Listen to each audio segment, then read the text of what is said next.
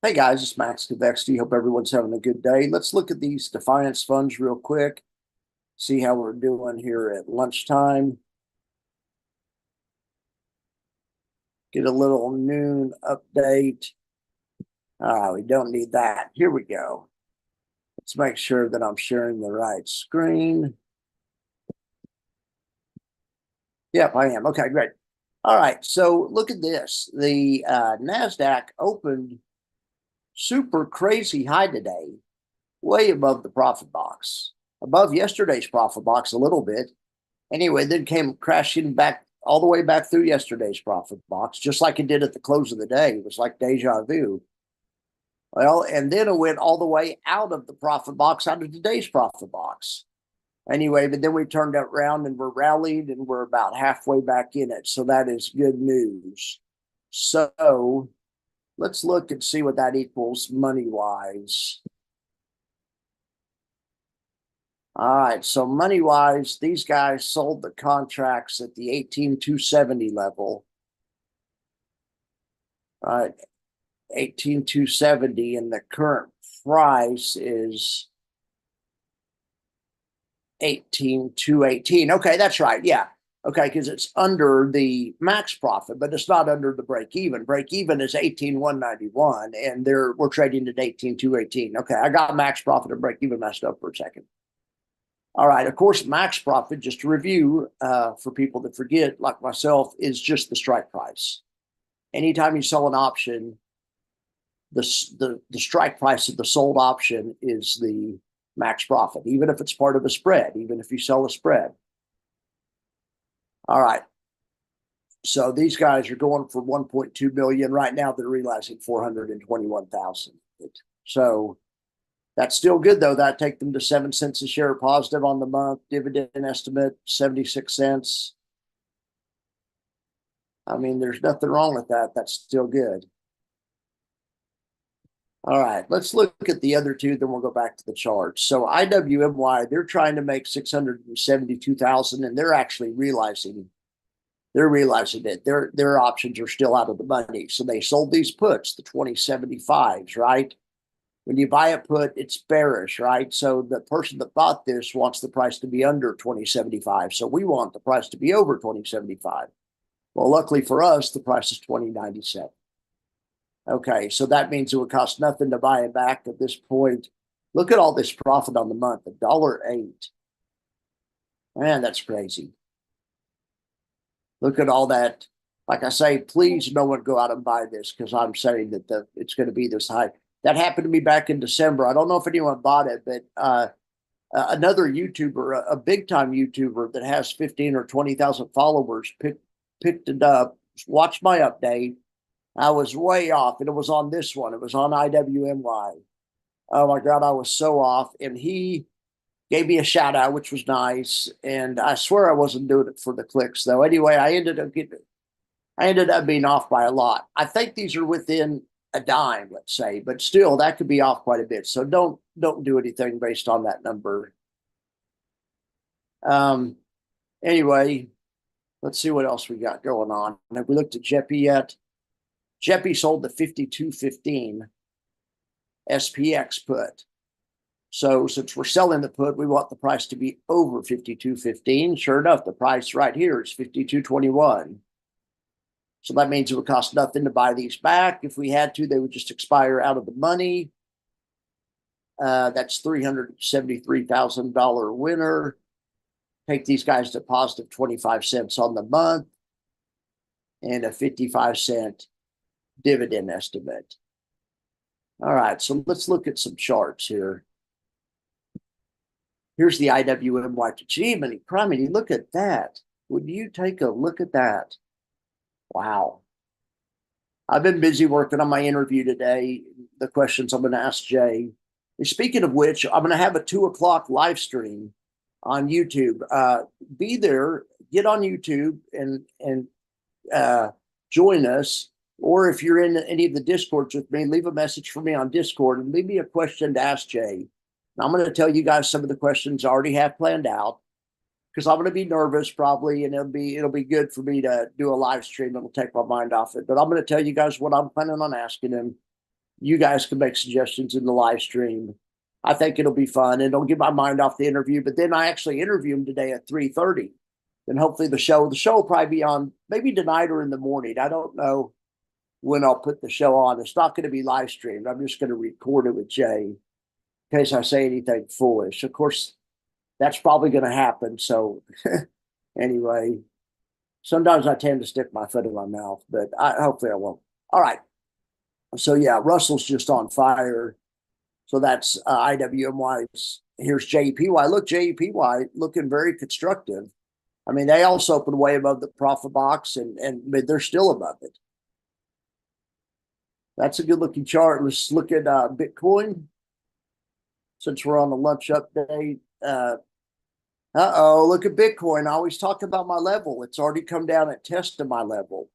And it looks like that's a rejection tail, is what they call that. For now, it's rejecting that level.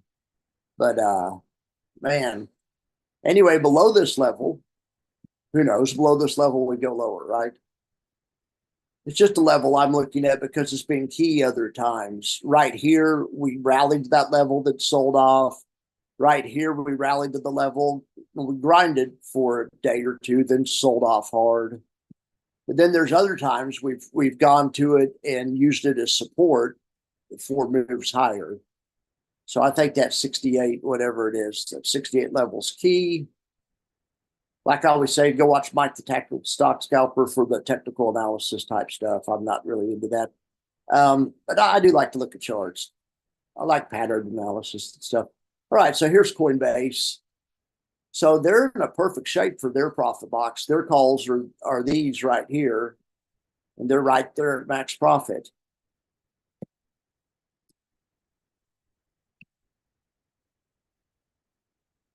And NVIDIA selling off this morning, so they're still out of the money. The option they wrote is up here. So the option's a winner. The synthetic's losing money, but it's partially buffered or offset by the option. That reminds me, I need to ask Jay about buffer, if it's because I think that he doesn't like to use the word buffer. I think I may be saying it wrong. So I'm going to write that down in my questions to ask him. Let's check out old Tesla.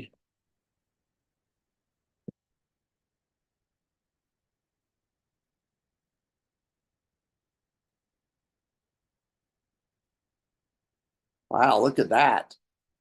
I haven't seen that all day. That's impressive. That is impressive. Now it sucks they're capped out, but I mean, it's good for Tesla. Other things being equal, it'd be nice to see Tesla back at 300, right?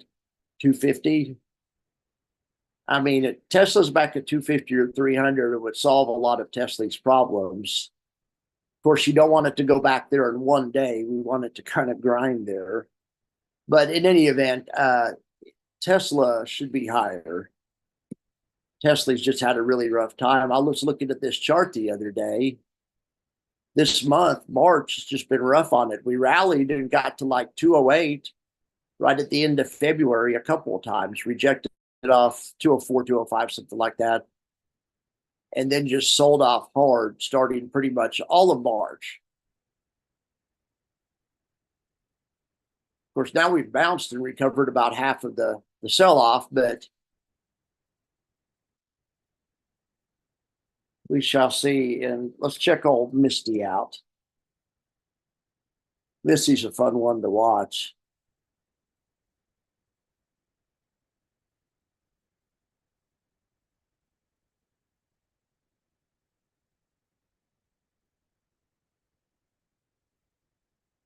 Misty is a fun one to watch. Look at that. Okay, well, it's taking forever for the profit box to show up.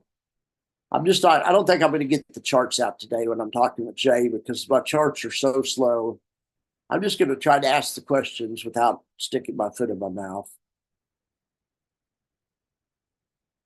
I thought it might be fun to talk a little options with him and get in a little option strat, but and talk about some of these, talk about hedging some of these high yield funds.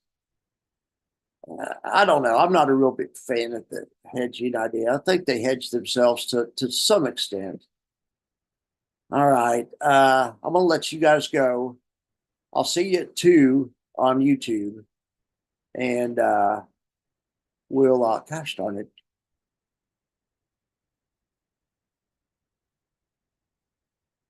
I was just thinking here, should we at least look at the buffer report while you're here?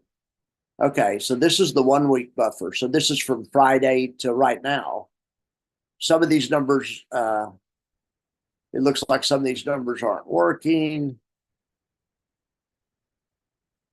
I get NAs all over the place, places that shouldn't have NAs. Oh well. Sometimes refreshing fixes it. Looks like less NAs right there. If there's something I'm not tracking over here, be sure to tell me. Somebody's asked me to do SFOL. I put SFOL on here. Somebody asked me to put IWMY on here, and I put it on here. These reports are for you guys. Okay, so this is just this week's buffer. So from Friday to right now. TSLP's just been killing it. And I guess that makes sense now that we see what TSLA is doing, because TSLP uses monthly options. Monthly options, to review really quick, are less efficient at capturing premium. So you aren't going to, TSLP is never going to pay the dividend that TSLY is going to pay. But because it's a monthly option, it's also less efficient at capping upside, which is good. It's less efficient at gathering income, but it's at the same time less efficient at capping upside compared to the weeklies or the dailies. So TSLP should have more upside. So you'd expect them to do a little better on up days, and TSLY generally does a little better on down days. TSLY has more what I would call buffer than TSLP does. Like I say, and I don't know if I'm using that right, but and that's always what I liked about QQQY is I like all that downside buffer, and I love all the buffer and stuff. But the more I look at it and stuff, the buffer, is great, those daily funds, but it just hurts so much on the way up. The daily funds just are not great during bull markets. So I mean, I really like SPY-T. I think SPY-T is a good compromise. You don't get as much income, but 20%, 60%, I mean, 20% still more than other investments. So, it'd be nice to get 60, but and get the upside of SPY-T. But for right now, SPY-T looks to be like the best kind of, compromise, happy medium, whatever you want to call it. All right, NVIDIA just getting clocked today. Coinbase down 6.5%. Coinbase or Coney barely down at all. Like I say, the standout on the chart, besides Misty, and Misty's the standout every day, is TSLP. I mean, that's really good. TSLY is not doing too bad, being up 2%. I've seen worse. All right, so what do we have here? So IWMY killing it, and we saw that in the charts here. The underline's up. Russell's the underline is up 1.5%. My goodness, that is impressive. SFOL it's a rare day that it's not up. It's usually up 20 cents, 20 basis points. Look at triple QI outperforming the benchmark. Of course, the benchmark's not even, is only up 0.4 or 0.4 of a point. So that's not that impressive. In fact, all these ought to be outperforming by the end of the day if the benchmark doesn't move. XDTE redeeming itself from yesterday. One of those had a bad day yesterday and underperformed, but now then QDTE underperformed today.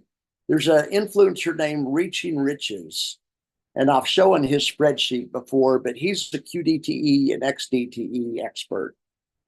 And he's keeping a spreadsheet on him. So after I get off this video, I'm going to go talk with him and see what's going on, because one day I can forgive or whatever, but it seems like either QDTE or XDTE is lagging on a lot of days. It seems like almost every day one of them's way behind the underlying. Of course, we don't expect any of these to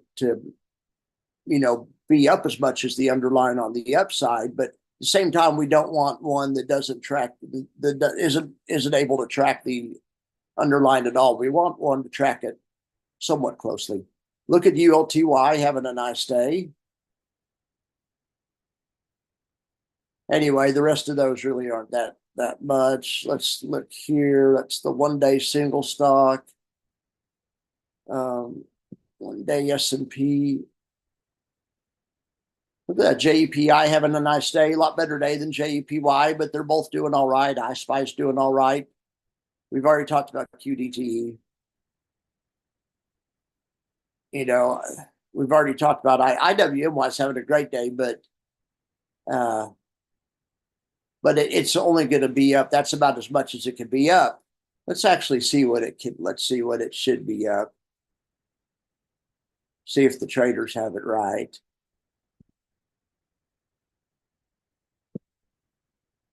All right, so IWM is making 48 basis points today. So actually, it should be up 48 cents in my opinion, if the traders have it right, and they usually get it. They usually get it pretty close.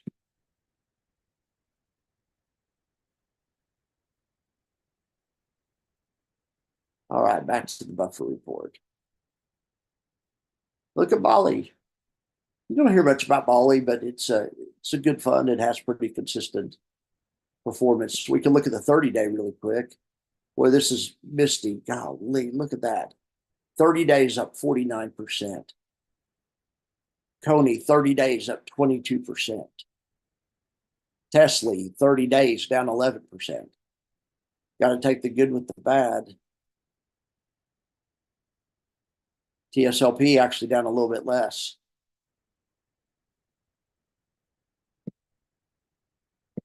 All right, guys, I'm going to let you go. You guys have a good one. I'll see you at 2 o'clock for that live stream that I keep talking about. All right, see ya.